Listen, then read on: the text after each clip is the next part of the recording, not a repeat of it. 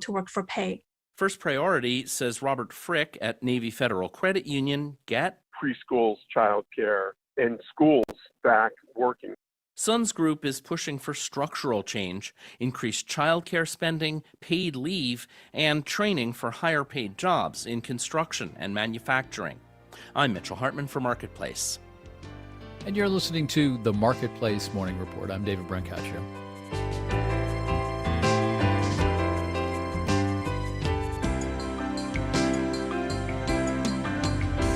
From APM, American Public Media.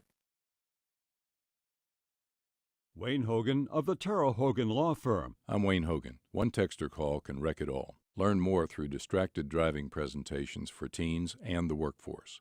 Arrive alive. Let's end distracted driving. Learn more at waynehogan.law.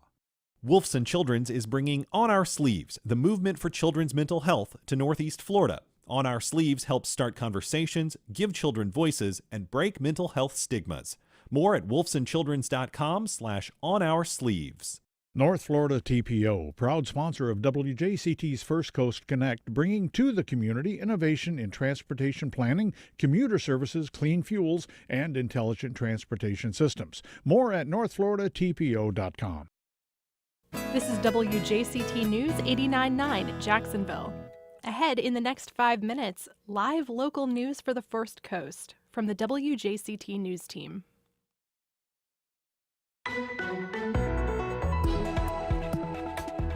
Duval, get ready to pay 6 cents more at the pump. I'm Melissa Ross, and just ahead this hour on First Coast Connect, the Jacksonville City Council has approved raising the gas tax by 6 cents a gallon. We'll tell you what it will pay for as we speak with Nat Ford, CEO of the Jacksonville Transportation Authority. That conversation's just ahead, then later. Our goal is to fund early-stage companies, startups, companies that are growing fast, that look to do something big. Local firm PS27 Ventures on its new $20 million fund for growing companies. Plus, how Wolfson Children's is prioritizing the mental health of kids in this pandemic. It's all ahead.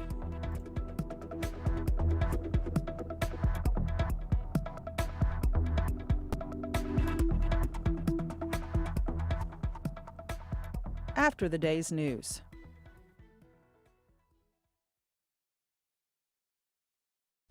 Live from NPR News in Washington, I'm Corva Coleman. President Biden has ordered flags flown at half-staff after yesterday's mass shooting in San Jose, California. Law enforcement officials say a worker at a light rail yard fatally shot 9 employees and wounded several others.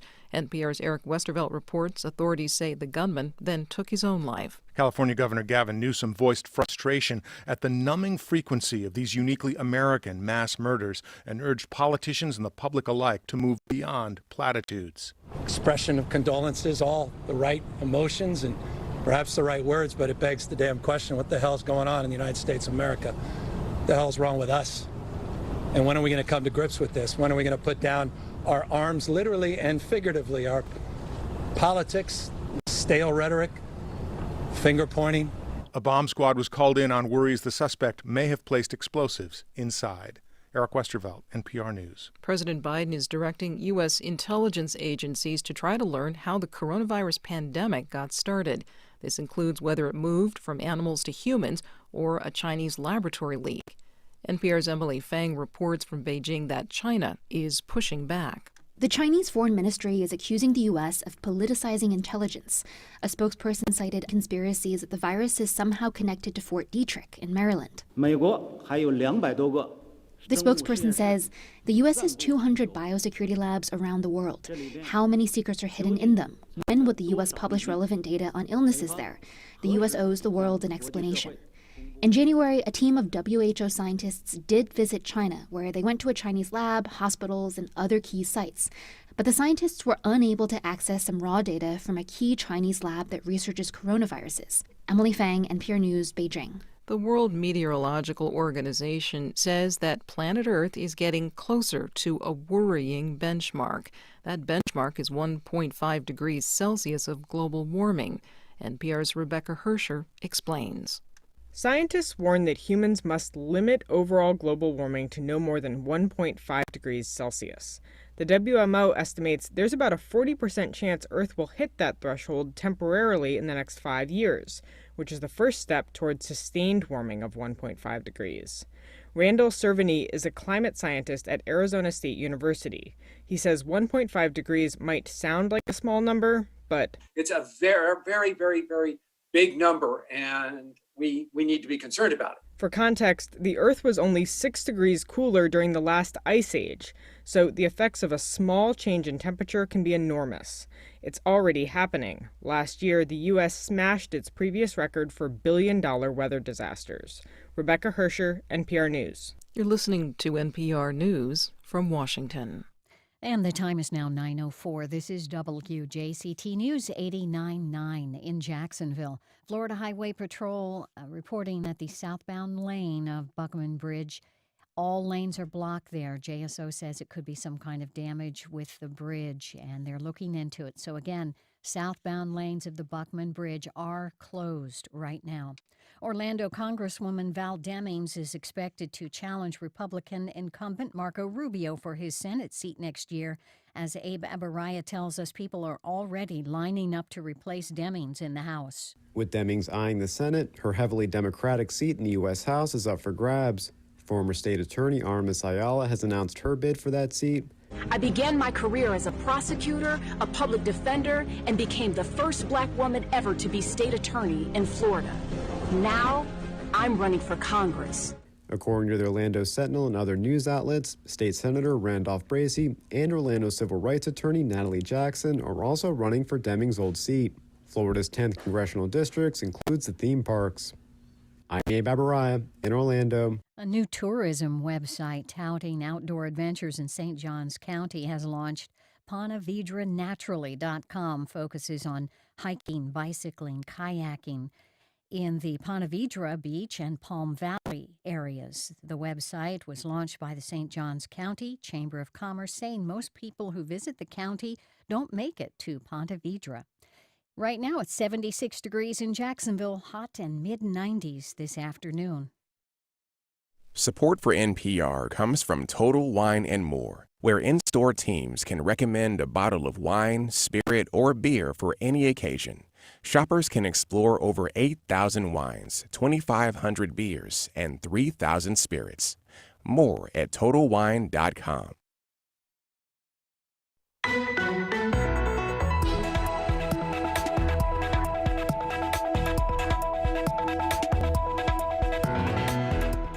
The Duval gas tax is voted in. Good morning, everyone. Thanks for listening. We're live from Studio 5. I'm Melissa Ross. This is First Coast Connect. And just ahead, why you will pay more at the pump. Yes, a slightly higher gas tax is now the law in Duval County to pay for a slew of improvements across the city. Get on the line and join us. It's 549-2937. Then later, prioritizing the mental health needs of our kids in this pandemic. Wolfson Children's will join us about that. Plus, our contributor Lisa Gruba gets us outdoors and on the water this month in our wild Florida. That's later on.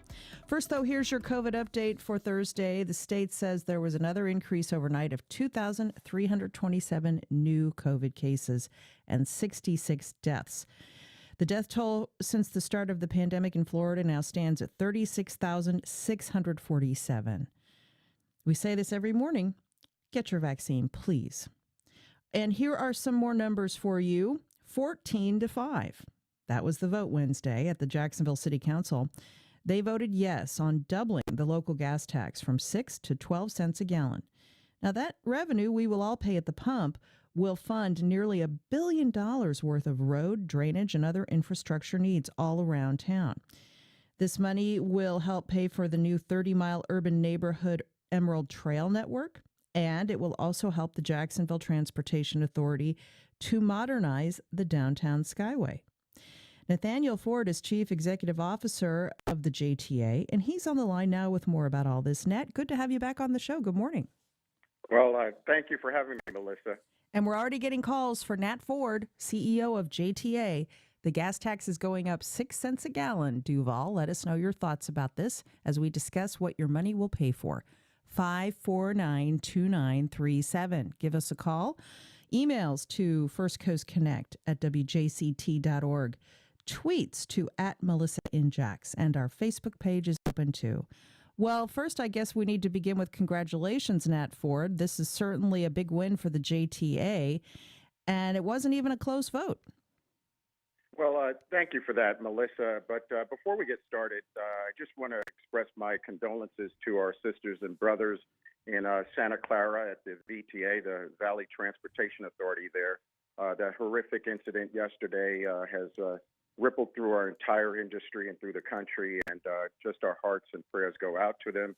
So it was a bit of a bittersweet day, but yeah, unfortunate. Right, another mass shooting in America, which happens pretty much every day now, and it's absolutely horrific. And we will continue to touch on that on this program. That said, bringing it back to Jacksonville, with this gas tax now going through, there are so many projects that this is going to pay for. Can you begin by explaining to everyone the big picture, how their money will be used all over the county? You know, thank you for that, Melissa, for that question. There is a number, there's 72 projects that are actually planned for this funding to go towards. And the great thing about the local option gas tax, it is regulated and required that it only be spent on transportation projects. Between the city and the JTA, the mayor's office and the JTA, we compiled a list of projects that deals with resurfacing, connectivity, resurfacing of roads, connectivity as it relates to upgrading sidewalks and roadways, bike lanes for those corridors that deserve bike lanes. So a lot of it is dealing with deferred maintenance, drainage issues that are experienced in many areas of our community. It also has some futuristic and preparing for the future of our community as it relates to the St. Johns River Ferry, purchasing a second boat, doing work related to commuter rail between St. Augustine and Jacksonville and developing that program. You mentioned already the conversion of the Skyway to the ultimate urban circulator, the U2C. And then it also has money for the Emerald Trail. So we have, basic maintenance of our streets, expansion and safety of our streets, as well as dealing with some future needs as we grow as a community. Right. And this will also free up money from the general fund to spend about $100 million on septic tank removals in neighborhoods across the city. So all of this is great stuff for Jacksonville. Let's talk about the line item for the Skyway, about $247 million. This has been a big priority for you at JTA. Tell us now how you're going to convert the Skyway into what you said is the ultimate urban circulator. These are essentially driverless cars or that, autonomous vehicles that people would theoretically be able to ride to a new slate of destinations. Exactly. The Ultimate Urban Circulator project was born out of the Skyway Advisory Committee that we had convened back in 2015 to look at the future of the Skyway as to its necessity, whether we needed to tear it down, or were there alternative systems that we could deploy. Because at the very end of our discussions, it was clear that downtown was being redeveloped. There was a significant number of projects that were planned and were underway, and we needed to deal with the growth in downtown residential, commercial, as well as office. And you can see that actually happening now. You also see the growth that's happening in neighborhoods like Brooklyn and Springfield, as well as San Marco. And how do you connect those neighborhoods to the downtown core? And so out of that, the U2C project came about. And I just want to be very clear with your listeners. We are not expanding the Skyway. The Skyway will be sunsetting. What we are simply doing is leveraging the concrete aerial structure that has about another 30 years of life in it. It has a federal investment. It has local taxpayer investment in it, and it has about 25 to 30 years more life. We want to leverage that 2.5-mile structure and then use these autonomous vehicles on the structure and then also at street level and build ramps that'll take the vehicles down to street level, taking the Skyway, which has been criticized for not going anywhere, but extending it so that it does connect our neighborhoods and downtown and go from 2.5 miles to a 10-mile system. And autonomous vehicle technology, it's not a question of if, it's a question of when. We are part of a cadre of autonomous vehicle projects across the nation, and we were fortunate to receive a build grant to actually do the first phase. So first phase of the project is fully funded, and we're ready to move. And you'll be able to complete it with this reduced amount of money the council has voted to provide you with? Well, we are excited about the Emerald Trail. That was actually an amendment that was introduced by Councilman Carlucci. And, at the JTA, we recognize that the Emerald Trail is a very popular and needed transportation infrastructure investment. And so we agreed to make the adjustment and take a lower amount of funding for our project. We do have a great opportunity to go after federal grants to complete the project. So right now, the $240 million is more than enough to cover the aerial conversion, and then we will seek federal funds and state grants to complete the 10 miles. And let's, if I could, I would direct everyone to go to your website or even our website to look at how this is going to change the Skyway. But as you said, it'll go from 2 to 10 miles. The big change, of course, aside from the obvious change of riding in autonomous vehicles, is where the vehicles will go, the new nodes. Can you tell people how they'll be able to use this in a way that they aren't right now? Exactly. So the expansions that will be connected to the new system will connect all the way to our sports complex on the east side of town, east side of downtown Jacksonville, connecting to the sports complex, then going north, connecting to UF Health, and then we're looking at connections in Brooklyn, Riverside area, and also extending into San Marco. And as I look out of my office right now and look over at Brooklyn, it's just there's at least 4 cranes over there where they're building the FIS campus as well as some other apartments. So, we're going where people are going to be living, working, and playing. I was getting my hair cut the other day in 5 Points and talking to my hairdresser about this. And she has an apartment in 5 Points, walks to work, doesn't even have a car. And she said, I think I'm going to move over to the South Bank, but I'm going to have to get a car to get back and forth to work. And I said, well, maybe not. If this Skyway conversion goes through, you would theoretically be able to take the Skyway from the South Bank over to Brooklyn in one of these autonomous vehicles, and then you could walk to work from there. So I think that might give people an idea of how people in the urban core would be able to access this expanded system. And let's go to some calls now for Nat Ford, CEO of JTA. As the gas tax passes, what are your questions about how this will change the city? 549-2937. Rusty on the west side. Hi, Rusty. Good morning. Hi, Melissa. Director Ford. I was lucky to attend Councilmember DeFore's presentation at the Presbyterian Church. You've had to be a heck of a salesman and cheerleader over the last many months, and you are doing a fabulous job of it. Specific to the line between downtown and St. Augustine, I understand it's past the pretty rendering stage. It's in engineering construction documents. So what percent of construction documents there? And just further, is there a plan to trace a line like that to the airport and then down along the West Bank to Orange Park and Green Cove Springs? Because if we do all that, we can keep some of our beloved urban sprawl with rail corridors. Thank you. I'll take it off the air. All right, Rusty. Nat. That is an excellent question, and I really appreciate that because we are focusing on the future. I-95 is going to hit a red rating in terms of capacity in the next few years, and that is why we are aggressively studying commuter rail from St. Augustine to downtown Jacksonville. At this juncture, we do not have what I would say the level of engineering, planning, and design to actually go after the federal funding and to give some real definite numbers as it relates to implementing commuter rail. So in this package of funding, we will go to what's called 35% design. That is enough of a level of examination and analysis that we'll have the cost, and we have enough information to then go to the federal government and Florida DOT to start looking at funding for the project. A great deal of work has to happen between St. Johns County and Duval County to determine how we would pay for the system and the operation. And the great thing about the connection between St. Augustine and downtown Jacksonville, it makes the connection to the airport much more viable.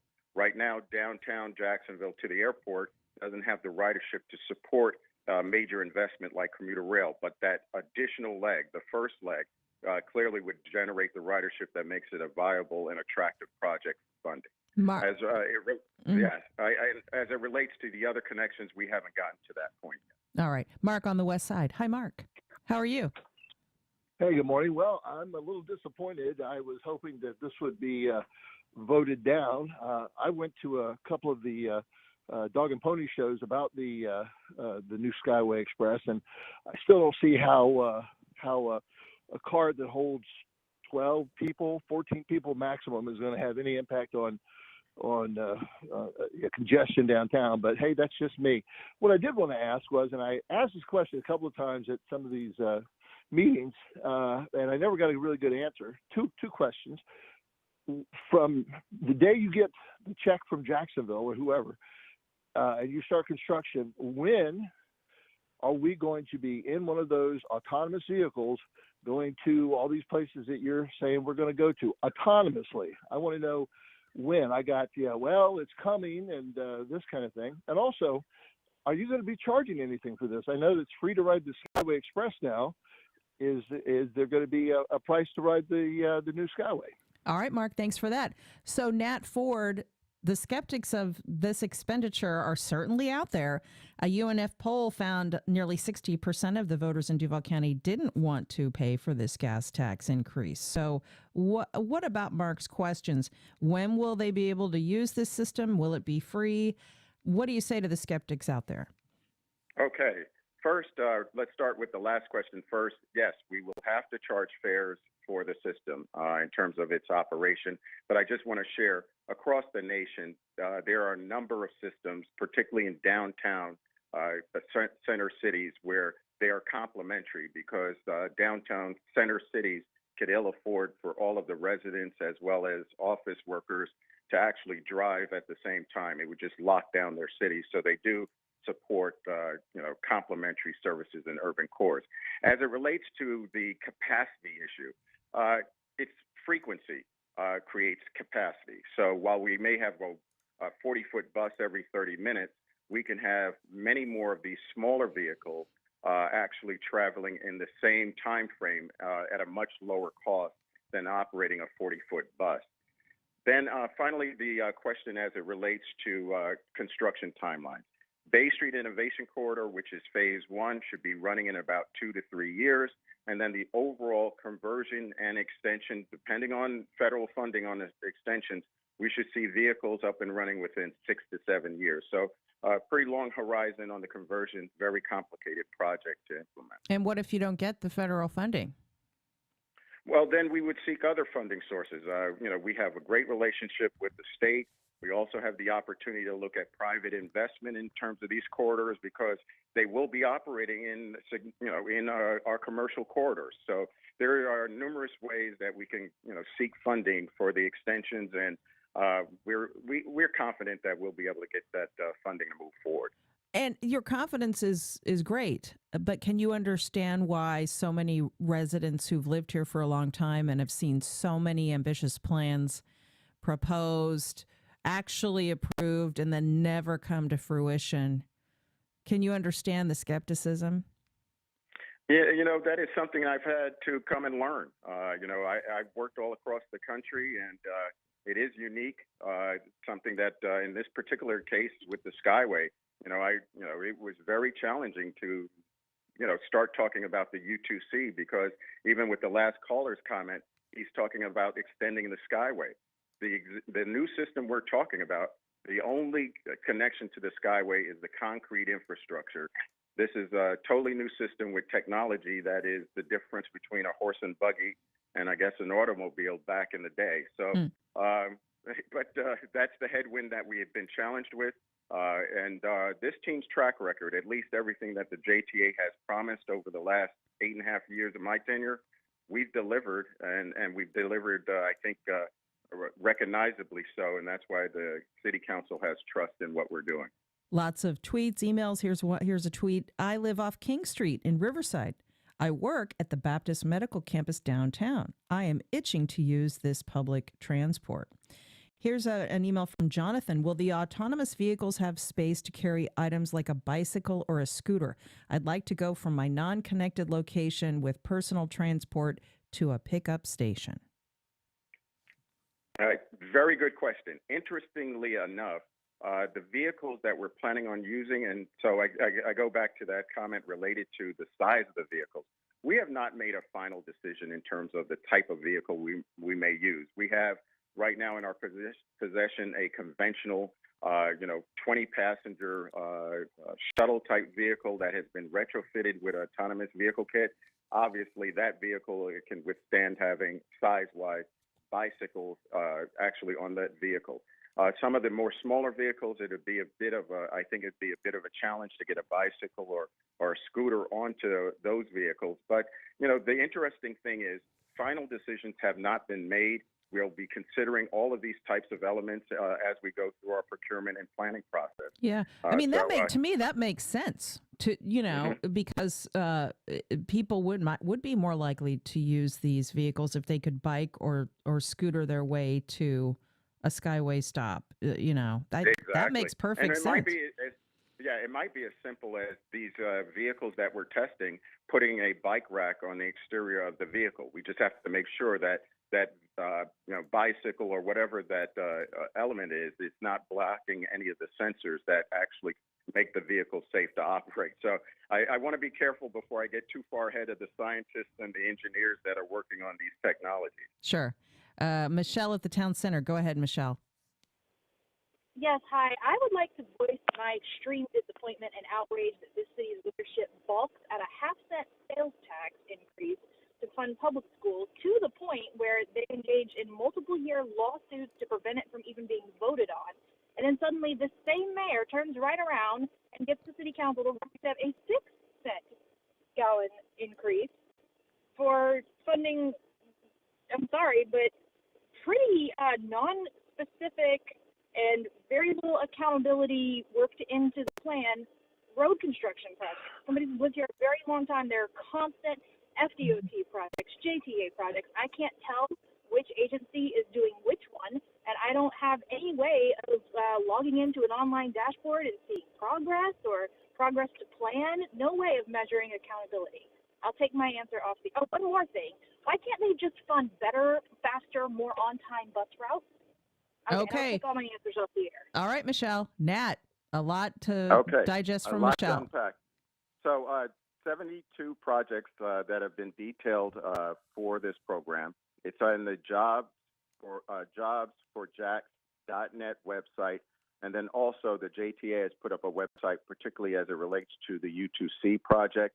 As part of the legislation that was passed yesterday, there is a citizen advisory or oversight committee that will be formed where 12 citizens will be identified, 4 by the mayor, 4 by City of Jacksonville, City Council, and then 4 from the JTA to oversee the progress. And there will be a public dashboard that will be developed between the city and the JTA so that any citizen or stakeholder can take a look at our progress in terms of these projects. And I think that I can't recall what else was the caller's question. I think I covered it. Yeah, but also just noting that the leadership of the city fought the half-cent sales tax for schools tooth and nail, really. And there was a remarkable turnaround on this. Let's go to Ira on the south side. Hi, Ira. Good morning. Thank you for taking my call. So I'm relatively new to Jacksonville, last 5 years, and one thing that I've noticed from my worldwide travels and work is there are amazing Art Deco, high-tech bus stops throughout most of these world cities. As I drive around Jacksonville, it breaks my heart to see the working poor standing out on the grass at a bus stop, no cover, no seat, no lighting, no internet.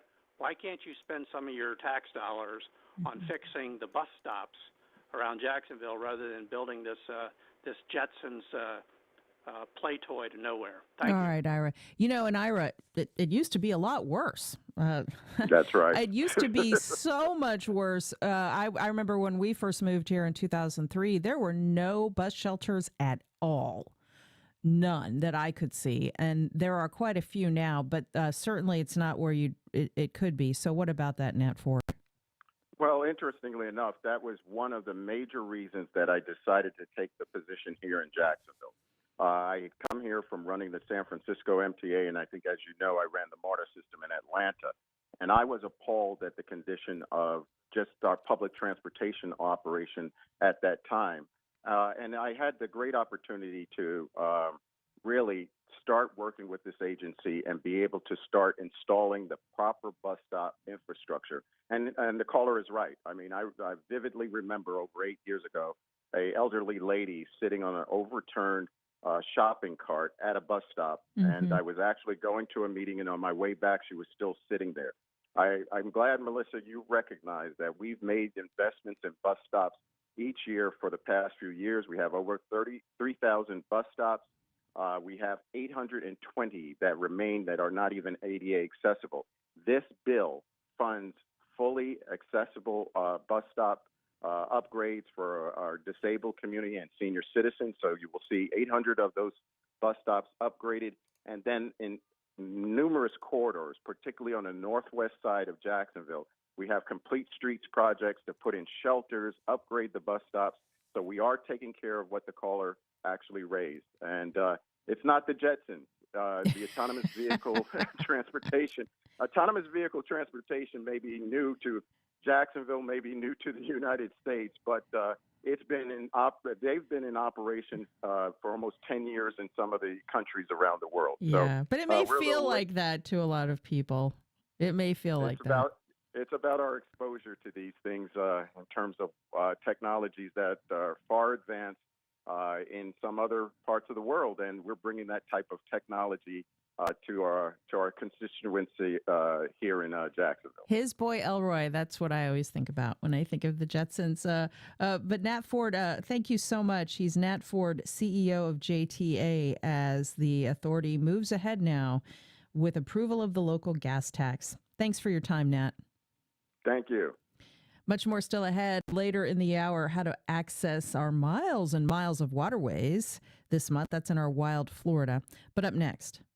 Our goal is to fund early stage companies, startups, companies that are growing fast, that look to do something big. How Jacksonville's own PS27 Ventures is helping grow companies with a new fund on the street of some $20 million. That's next.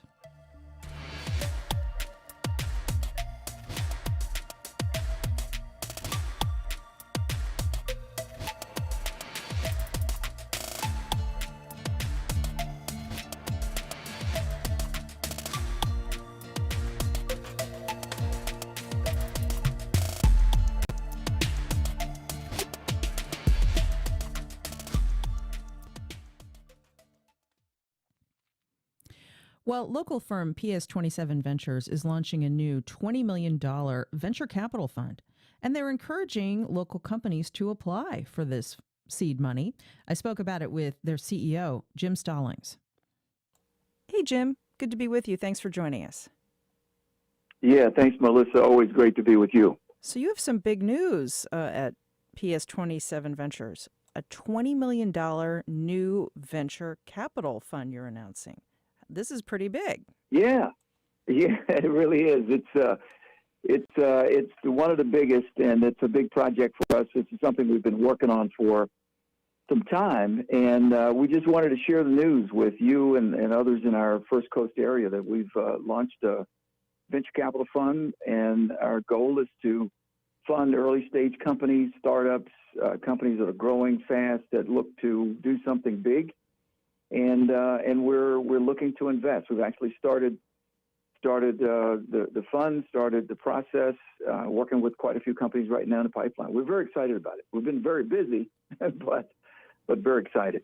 So, for people listening to the sound of your voice right now, and they have a business and they're looking for funding, how would they know whether they meet your criteria? What kinds of businesses are you looking to invest in? Well, that's a key question. So first, we like companies that they've started something. They've quit their job. They've invested some time. They built a product or a solution. It could be software.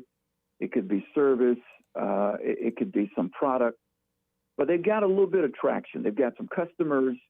And what they're looking for is seed capital to grow. Our check size is in the range of $500 to $1 million. And our goal is to get them to where they figure out their go-to-market strategy, who their key customer profile is, and start growing as fast as they can. It's also to help them build a team. In some cases, they may want to improve the version of their software, improve their marketing, launch a campaign. But that's really it. That's what we've been able to do with our other investments at PS27. Now, the areas we like, we've grown in our experience around software as a service, so SaaS companies, as they're known, and an e-commerce platform. So companies that have a B2C product where they're selling directly to a consumer, they're selling it on their website, and they want to grow even faster. We've learned a lot about working with Amazon and Shopify and some of the other big platforms. The other space we like is around health technology. I think we all realize just how health tech is changing, how healthcare and services are changing. And there are companies that have some innovative ideas about how to provide service better. I mean, I did my first virtual doctor's appointment the other day. I will probably never go to a doctor's office again. Yeah. Yeah, because we started on time. You know, he told me exactly what was wrong and what I need to go do, and you know, we high-fived each other right there on the screen, and off I went. It was so convenient. It was private. It was secure. But all those changes are coming to health technology. The same thing with financial services. And one of the areas I'm most excited about is what's going on with sustainability and green technology. Yeah, I think we're in a moment where people are realizing, you know, you can generate a lot of your own energy and you can consume your own energy. And there are solutions coming to market for companies and homes and businesses to do exactly that. And I think all those innovations are coming. And we want to invest in them. That's why we started the fund. So this fund is, I guess, I don't know what the terminology is, active now? Should people contact you if they want to be considered for this round of funding? Oh yeah, it's active. We've been funded. We're looking at projects right now. As a matter of fact, we're about to announce a company that's got an incredible solution around augmented reality. So if you think about the way we buy product today, you either go online, you look at pictures. You may look at a video of something, you know, whether it's clothing or shoes or, you know, a golf club like I'm doing these days. And you want a better visual. So augmented reality allows you to not only see it better in 3D and high definition, it also allows you to project it into your current room, your presence, wherever you are. And you get a better image of it in 3D right there. So we know shopping and we know those experiences are changing. People are demanding it. The pandemic has put us all online. We've gone to become just to expect that whatever we need, whether it's groceries or any product or service, you can just go online and get it.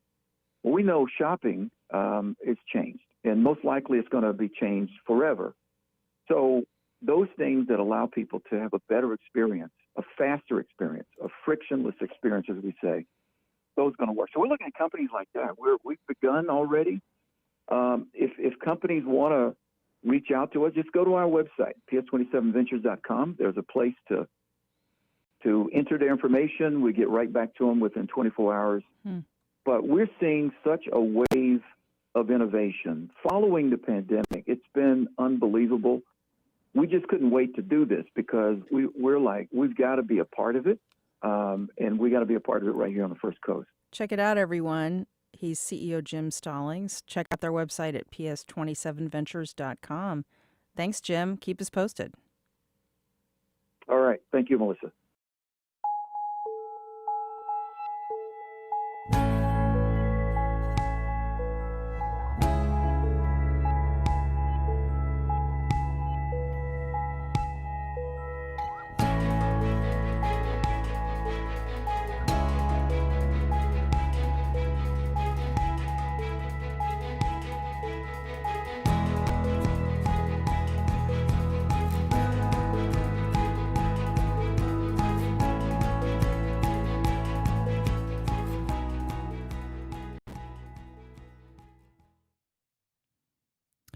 Well, Wolfson Children's Hospital is launching a major children's mental health initiative this month. It's called On Our Sleeves.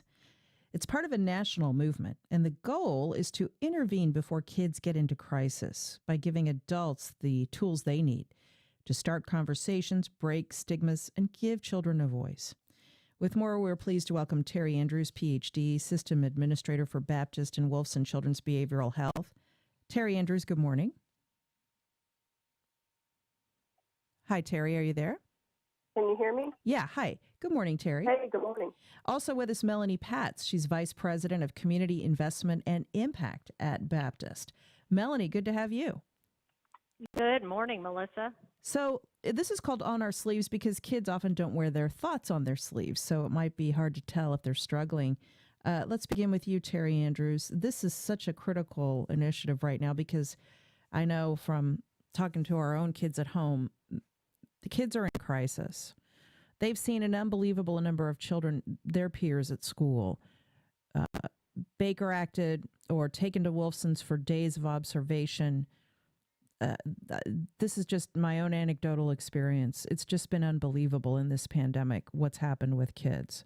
So tell us what you're seeing at Wolfson's and why you feel it's so important to launch On Our Sleeves. Absolutely. So thanks, Melissa, for having us. And this is such an important and timely topic. You know, we were already in a mental health crisis prior to the pandemic, and the pandemic has just escalated the significant lack of resources that we have in the community and in the nation. And so at Wolfson Children's Hospital, we've seen a significant increase in behavioral health emergency admissions in especially our teen population. Isolation has not done well for our teens, where their identity is really surrounded by their peers. And, you know, in fact, a hospital in Colorado just declared a state of emergency because of the significant increase in pediatric behavioral health admissions. Mm-hmm. And so On Our Sleeves, you know, we are committed to providing, you know, free educational resources to the community to learn about how to have good conversations with their children and teens about mental health. So, Melanie Patz, how will this be implemented across the community? We are doing things like talking with you and other journalists and anchors to spread awareness. We've got billboards, we've got ads, and we're driving everyone to wolfsonchildrens.com/onoursleeves. That's where people can sign up to receive a monthly newsletter, which will provide them with tips to initiate those conversations with the children in their lives, and then also to have educational materials, activities that they can do with children to get them to start talking about their feelings and talking about the thoughts that they're having, the concerns that they're experiencing. So this really does arm parents with tools, Terry Andrews, because parents don't know what to do. I know a lot of parents who are desperate to reach out and help their kids, and they're really worried about their kids. It can be difficult because often, as we've been discussing, the children just shut down. Correct. And, you know, sometimes it's hard to have those crucial conversations. You know, as a parent myself, it's difficult to even ask my own child if they feel like that they want to end their life or harm themselves. And so at the website, wolfsonchildrens.com/on-our-sleeves, we have these free downloadable resources, not only for parents, but also educators, where it has open-ended questions on these worksheets and coloring books and, different ways to be able to have conversations about emotions. And, one of the things that we really enjoy about On Our Sleeves is there are resources that also cater to the time of the year, like how to re-enter school and what to do around holidays. And we've also received from the community about adding additional resources. We are a military town, and so having resources for military families, that is something that we will be adding to the website. On our sleeves, it has these powerful icons that mean an emotion or a thought or feeling. And these, the downloadable PDFs have open-ended questions to have, to start those conversations, such as what do you feel thankful for today? And so that's, they tend to resonate with parents and educators. And, Melanie, I think going beyond the immediate crisis, most of us who have kids are worried about the long-term impacts on this generation's mental health because they have suffered a trauma and their brains are still developing. And this whole ordeal will really radically reshape the way they see the world as adults. What about the long-term effects on young people's mental health?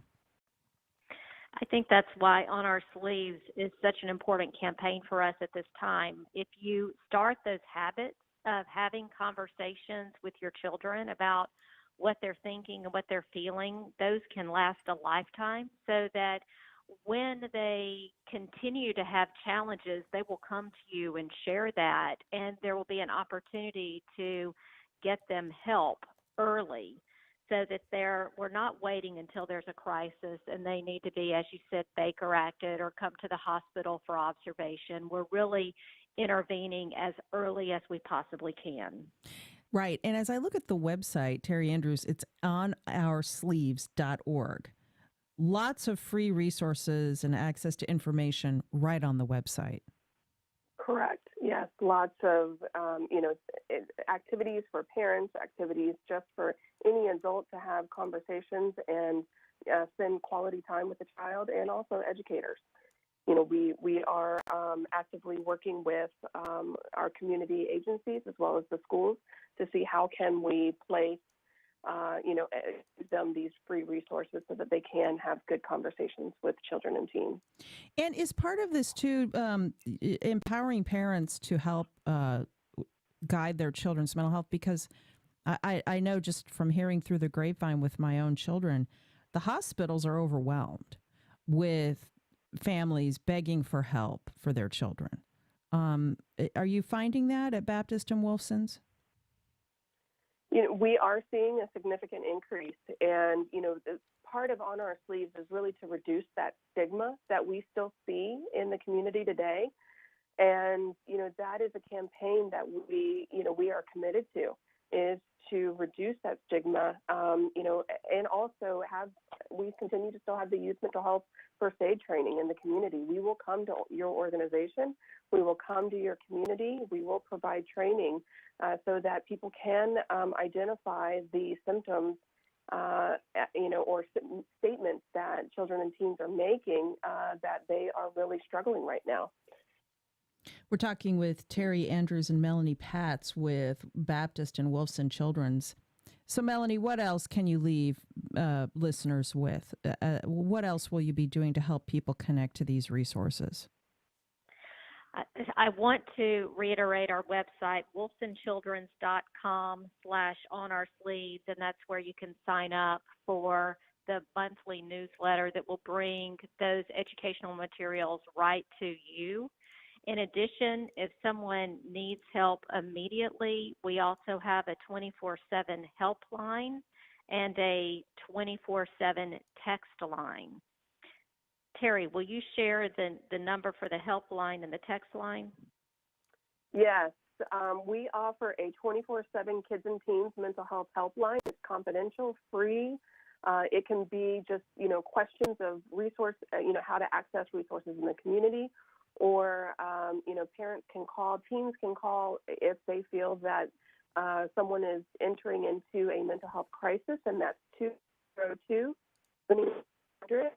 We have you broke counselors. up there. Can you say that again? Oh, I'm sorry, 202-7900.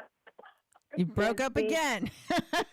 Is it 202-7900? Is that right? That is right. Okay. Yes. All righty. And then the texting line is 741-741, and you can text LIFE, LIFE, to that number, and there will be nationwide counselors available to text with you. Thank you both, ladies. Terry Andrews, PhD, System Administrator at Baptist and Wilson Children's Behavioral Health, and Melanie Patz, VP of Community Investment and Impact there. It's onoursleeves.org. Thank you both for joining us. Thank you. Thank you. Have a great day. You too. And in a moment, how you can get out on the water this month. That's coming up in our wild Florida.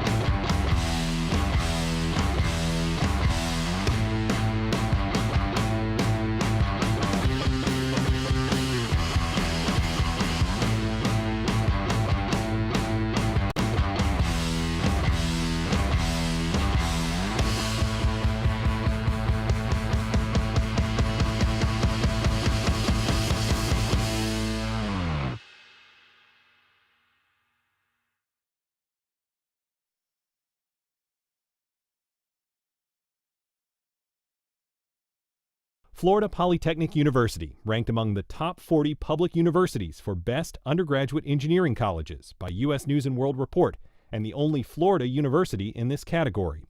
More information is available at floridapoly.edu. CNS Healthcare is offering an agitation associated with Alzheimer's dementia research study. Has Alzheimer's changed your loved one? Have they shown verbal or physical symptoms of agitation? Learn more at cnshealthcare.com. When you listen to NPR, you tap into a network of local reporters working in communities across the country, the expertise of our national correspondents, and the international reach of our journalists reporting around the world. NPR is everywhere you are and wherever the stories are for 50 years and counting. To give a gift now, go to wjct.org/radio and thank you.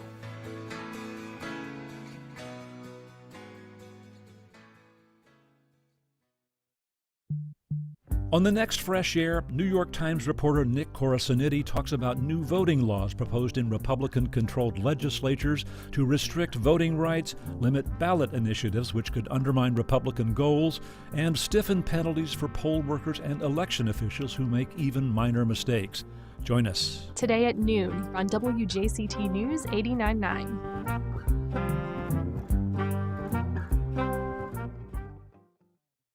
President Biden travels to Tulsa next week to mark the centenary of one of the worst incidents of racial violence in American history. How do you commemorate an event that gives dignity and honor to the people who've been lost? 3 descendants of the city's race massacre share their stories on the next 1A. Today, starting at 10 on WJCT News 89.9.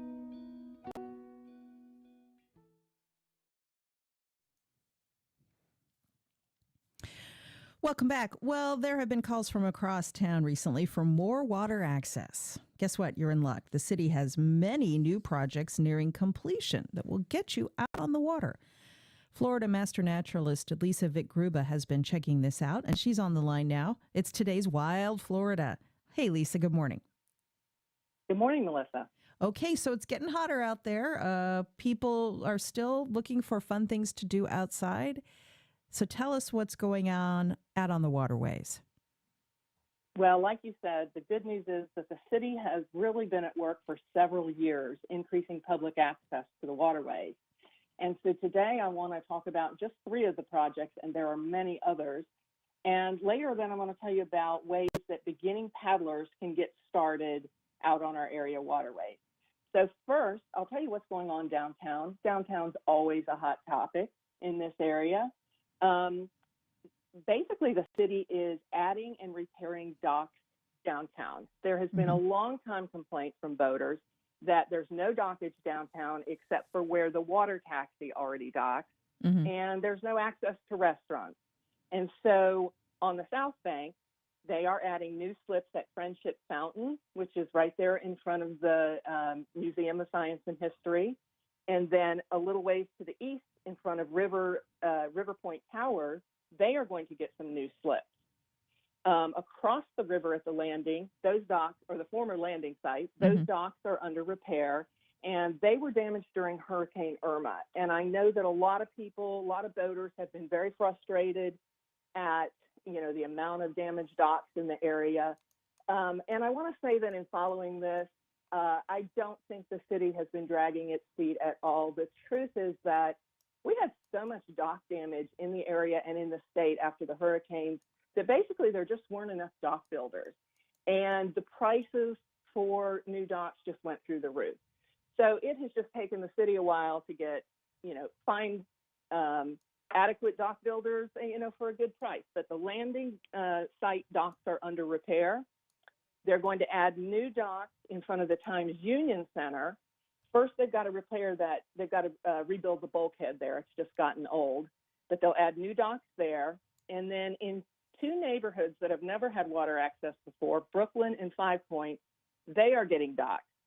So at Brooklyn, the dock will be at Jackson Street, which is by the YMCA.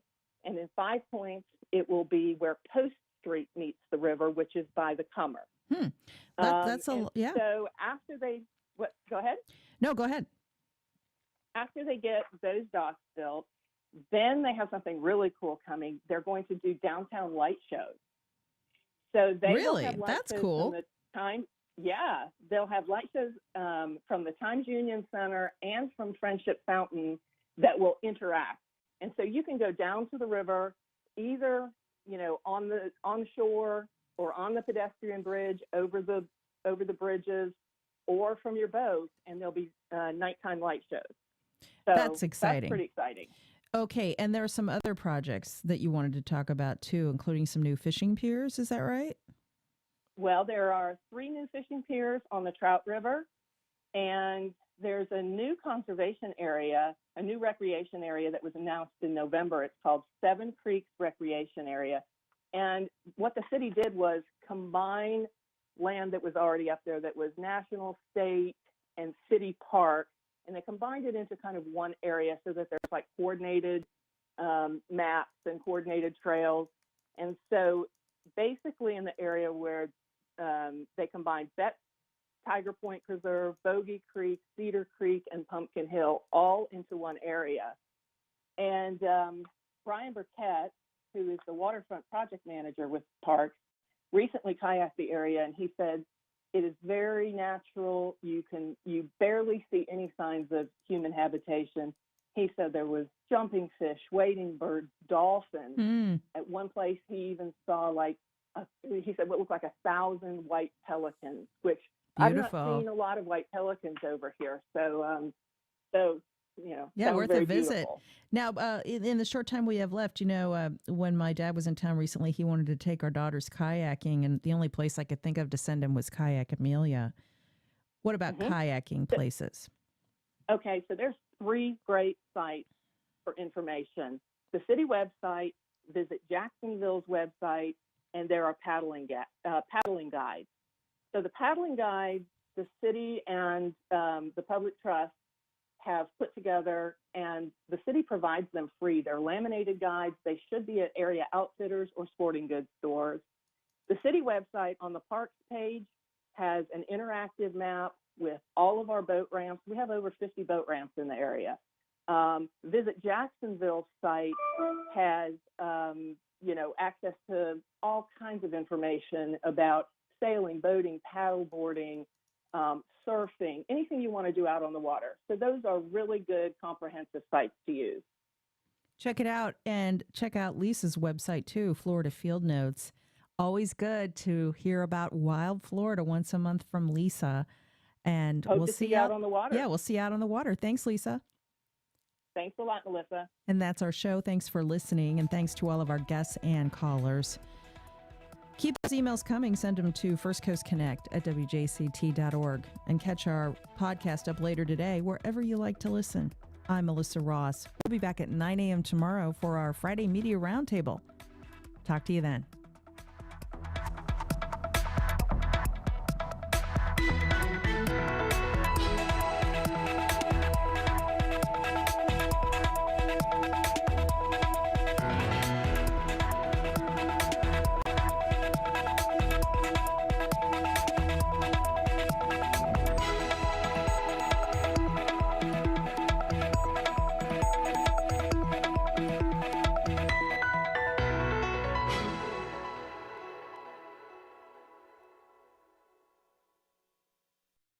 Support for First Coast Connect is provided by Baptist Health and the North Florida TPO.